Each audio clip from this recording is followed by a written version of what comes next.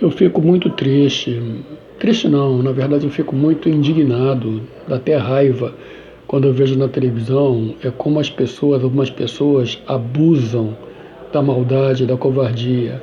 Quando eu vejo um ladrão interceptar um carro de uma senhora, de um senhor, ou mesmo de um rapaz, de um homem, eles vêm, param na frente, tiram o passageiro do carro e levam aquele carro para revender ou para levar para desmanche, para lucrar em cima de alguém que de repente ainda tem meses para pagar aquele carro.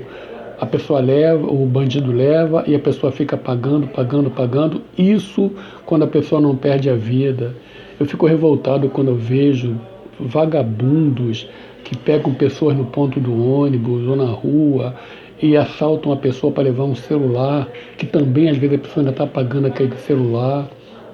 Eu fico sem compreender por que as pessoas pegam pessoas inocentes e colocam dentro de um carro e levam para o cativeiro e lá obrigam as pessoas a fazerem transferências de dinheiro, do Pix ou de qualquer forma, obrigam a pessoa a abrir uma conta, fazer empréstimo e pessoas gastam, perdem milhões para aquelas pessoas. Eu fico indignado de ver quando mulheres são mortas, são assassinadas por homens aos quais ela já fez várias representações na delegacia, homens que têm várias medidas protetivas para não chegar perto delas.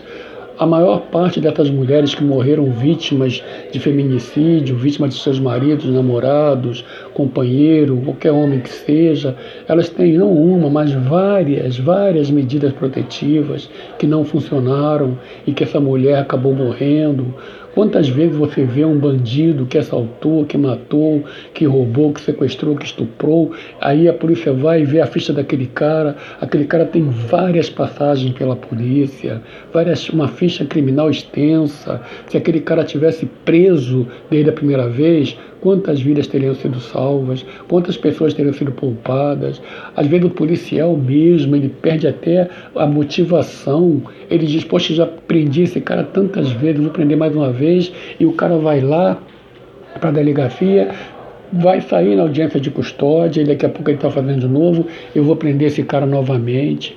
Quantas vezes você vê pessoas fazendo maldade com crianças, violentando, fazendo coisas absurdas, e a pessoa vai lá e recebe até uma pena às vezes, mas tem um monte de favorecimentos, um monte de proteção, um monte de coisa que alivia a pena da bandidagem.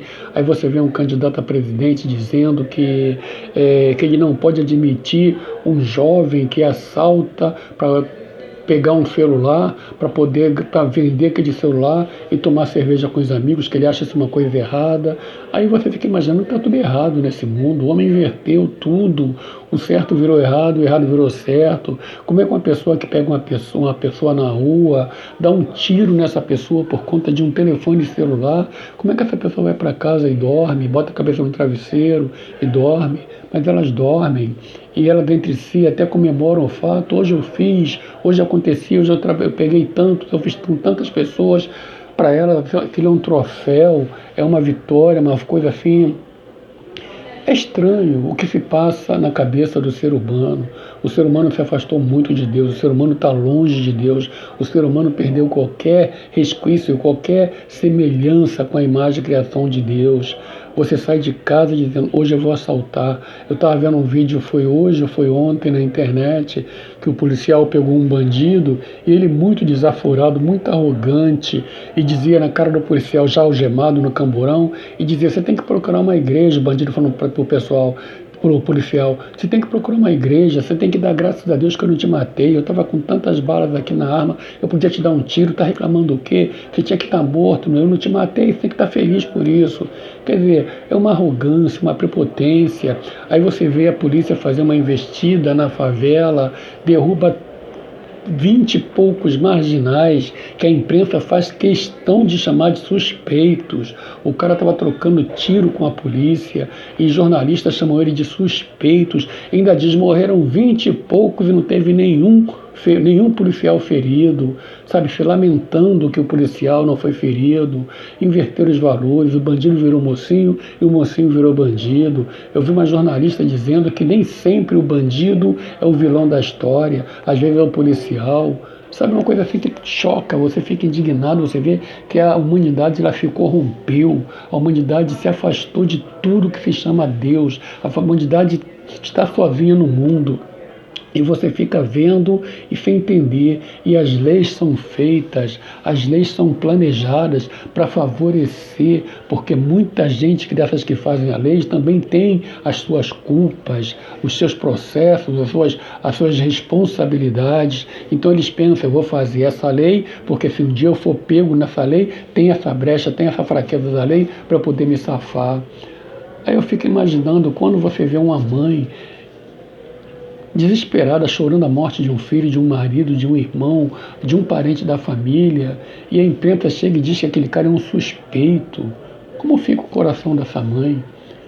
Sabe, quando você vê que o cara matou o filho de uma senhora, de um senhor, e chega na delegacia, ele é liberado numa audiência de custódia para responder em liberdade, enquanto um deputado é condenado a quase 9 anos de cadeia por ter emitido a sua opinião.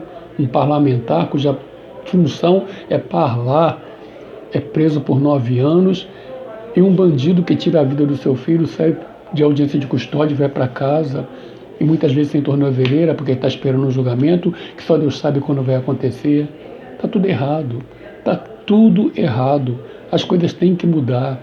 O Brasil tem que reagir, o ser humano tem que reagir, porque nós estamos virando assim um bando de hienas, sabe? As pessoas estão agindo como bestas feras, as pessoas estão fazendo sua própria justiça, e a sociedade está acuada no meio de um monte de cobras. Eles têm o poder nas mãos, eles se sentem dono do país, eles fazem aquilo que eles querem. Tem comunidade que a polícia não pode entrar. Tem comunidade que, se você for de uma certa comunidade, de uma certa favela, eles querem dar o nome de comunidade, mas o nome é favela, e se você entrar naquela outra área, naquela outra comunidade, você é morto, simplesmente porque você não pertence àquela área. O tráfico decide como funciona. Quando você entra, você tem que acender as luzes, abaixar a janela do carro, você tem que ter uma série de procedimentos que, se você não tiver, você pode morrer. O Estado perdeu o controle e a bandidagem assumiu o controle. Aí você vê um ministro que proíbe a polícia de fazer incursão policial nas favelas do Rio de Janeiro. Aí vem para cá bandido do Amazonas, do Pará, da Bahia, de toda a parte do Brasil, e se abriga no Complexo da Maré, no Complexo do Alemão, na Rocinha, porque eles sabem que a polícia não pode entrar lá. Então o Rio fica numa situação desesperadora, porque é um ministro idoso que sequer conhece a realidade do Rio de Janeiro, trancado no seu gabinete, trancado no seu conforto, simplesmente dá uma canetada e diz: a polícia não pode. Quando ele faz uma coisa dessa, ele fortalece o tráfico e sentencia o cidadão. Você não pode mais sair na rua de dia, meio-dia, 3 horas da tarde. Imagina à noite, se você passa mal, alguém passa mal na família, 3 horas da manhã.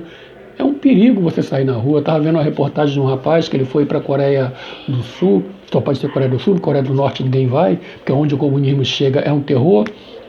Mas ele foi para a Coreia do Sul, ele fazia os vídeos dele, ele faz os vídeos dele, ele diz que ele vai para a rua a qualquer hora da madrugada, ele deixa o carro dele aberto, vai, compra o lanche dele e volta. Ele vai gravar os vídeos dele 2 horas da manhã, bota o celular lá, não tem perigo de assalto, tem segurança lá. O Brasil é um grande país, o Brasil é um país rico, o Brasil foi assaltado pelo governo passado, o governo do PT, roubaram muitos milhões e o Brasil continua de pé porque é rico. Imagina se tudo isso tivesse sido investido na polícia, na segurança, nos hospitais, em moradia. Não há razão de ninguém estar morando embaixo da ponte, não há razão de ninguém estar esperando uma fila de CISREG. Quantas pessoas morrem esperando uma chamada do CISREG e não atende, não é chamado para ser atendido? Quantas pessoas vão para o hospital e ficam lá jogadas, não tem, às vezes tem até um bom funcionário, um bom médico, um bom enfermeiro, um bom auxiliar de enfermagem, um bom técnico, pessoas envolvidas, interessadas no paciente, mas ele não tem estrutura, porque o dinheiro que era para ser aplicado em aparelhagem, em condições, é roubado, é extraviado, e pessoas morrem esperando uma cirurgia eletiva, ou cirurgia de emergência eles fazem, mas se for uma cirurgia eletiva, a pessoa volta para casa e morre, ou morre lá esperando no hospital. E o Brasil tem condições, o Brasil é um país milionário, o Brasil tem tudo para ser um país de primeiro mundo, não é por causa da roubalheira. E roubaram tanto, o governo do PT roubou muito, e o Brasil continua de pé porque é um país rico. Imagina se tudo isso fosse investido na tua vida.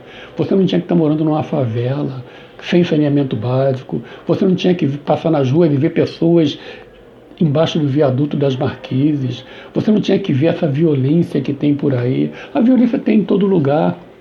Se você for nos Estados Unidos, lá tem até a pena de morte, a qual eu sou contra, porque a pena de morte você pode cometer uma injustiça e não tem como revogar. Mas a prisão perpétua eu sou a favor, porque se você der uma sentença errada a um cara, a sentença ele é prisão perpétua, depois você pode corrigir isso e até indenizar o cara. Mas se você sentenciar ele à morte, acabou. Dizer que lamenta muito não vai trazer o cara de volta. Então, mas tem que ter uma lei. Se não houver prisão perpétua, se o cara for condenado a apenas 30 anos, que ele cumpra aqueles 30 anos, que o cara tenha medo de errar, que o cara sinta medo da lei, medo de fazer coisa errada. Mas o homem não tem medo de errar. Se o cara tem 17 anos, tem 1,80 m, tem 2 filhos, é um gênio da informática, sabe fazer tudo que é maldade, vai lá dar um tiro na cara de um trabalhador, ele vai tranquilamente, ele pode nem ser chamado de preso, ele é apreendido. Tem 17 anos, tem 1,80 m, pesa 80 quilos, de repente é pai de um ou mais filhos, mas não pode ser preso, o rosto dele nem pode ser mostrado na TV. Gente, se você não acha que isso está errado, alguma coisa está errada com você, porque isso está muito errado. A coisa tem que mudar. O homem se afastou muito de Deus. O homem perdeu qualquer semelhança da imagem de Deus. O homem está entregue nas mãos do inimigo. A Bíblia diz, porque o mundo jaz no maligno. E quando você liga a sua televisão, os telejornais, você vê que isso é verdade. Não vale a pena. Você liga a televisão de manhã nessas emissoras, você vê tanta coisa ruim que você fica envenenado logo de manhã. Melhor não assistir, melhor você procurar na internet e ver aquilo que você quer ver. Porque se você for ver, é só sangue, sangue, sangue, sangue. É muita maldade, é uma maldade atrás da outra. Eles se aprimoram a cada dia e as leis não acompanham, as leis não ficam pesadas. Parece que as pessoas estão colaborando para que isso aconteça. Eles querem fazer um grande reset no mundo, mudar tudo, fazer tudo novo. Algo está errado, tem que ser mudado. A Bíblia foi bem clara: ai dos que habitam sobre a face da terra, porque o diabo, vosso adversário, desceu até vós, cheio de grande ira, sabendo que pouco tempo vos resta. E é verdade, os filhos do diabo estão nesse mundo para fazer a vontade do Pai deles, estão fazendo. E até que a igreja seja arrebatada da terra, a situação vai piorar. Mas o que não está pior ainda, porque a igreja está na terra, o Espírito Santo está na terra, é o Espírito Santo e a igreja que detém o inimigo. Mas quando a igreja for retirada, quando acontecer o que a Bíblia chama do arrebatamento, quando Deus vai tirar o povo dele, aí o mundo vai ficar numa situação, meu amigo, ai de você se você não for no arrebatamento. Melhor seria se você não tiver nascido, porque o diabo vai agir diretamente, com toda a liberdade aqui na terra. Ai dos que ficarem. Conserta a tua vida, entrega a tua vida na mão de Jesus, porque Jesus está voltando. Tudo isso que você está vendo, essas pestes, essas guerras, essas fomes, sempre houveram, mas não com tanta intensidade. Terremotos um atrás do outros, inundações, chuvas constantes, as coisas estão, o círculo está se fechando. As coisas estão caminhando para o fim e as pessoas estão inadvertidas, estão distraídas com um monte de coisa. Jesus está voltando. A qualquer momento a televisão vai dizer: extra, extra, extra, sumiu milhões de pessoas ao redor do mundo de uma forma inexplicável. Esses milhões de pessoas que sumiram foram pessoas que serviam a Jesus. E lá estarão médicos, estarão motoristas, estarão enfermeiros, estarão pobres, estarão ricos, estarão pretos, estarão brancos, estarão gordos, estarão magros. Médicos estarão na sua cirurgia, serão tirados. Motoristas que estarão no seu volante serão tirados. Pilotos de avião que estarão lá pilotando o seu avião serão tirados. Imagina quantos acidentes vai acontecer no mundo, ai dos que ficarem. Fique preparado, porque o mundo, a natureza está dizendo que Jesus Cristo está voltando. Pouco tempo nos resta. O homem perdeu toda a semelhança de Deus e o mundo caminha para o caos. Um mundo sem Deus, um homem sem Deus, ele se precipita para o caos. É o que nós estamos vivendo no dia de hoje. Eu fico indignado quando vejo a maldade do ser humano. Te matar por causa de um celular, pegar o teu carro, te dar um tiro para poder vender o teu carro num desmanche. Tem um cara mais sem vergonha que ele que compra esse carro sabendo que aquele carro é preço de sangue. E você, quando não perde a vida, graças a Deus, quando não perde, vai ter que terminar de pagar aquele carro porque o banco não quer saber. Principalmente se você não estiver seguro. O mundo está muito triste e os que fazem as leis colaboram para isso. Meu amigo, se prepara, porque a única justiça que nós temos é a justiça de Deus. Porque, como diz a Bíblia, o mundo jaz no maligno. Meu nome é Jorge. Se essa mensagem foi de alguma forma importante para você, se tocou, você se despertou de alguma forma, considere se inscrever nesse canal e preste atenção que Jesus está voltando. Se inscreva para que você tenha mais mensagens como essa, tá bom? Fica com Deus, fica alerta e não perca o arrebatamento, porque se o mundo está ruim do jeito que está, depois do arrebatamento vai ficar insuportável. Quem estiver aqui não vai suportar. E que você não esteja aqui, que você seja levado com o povo que se chama povo de Deus. Que o Senhor te abençoe e te guarde, em nome de Jesus. Amém.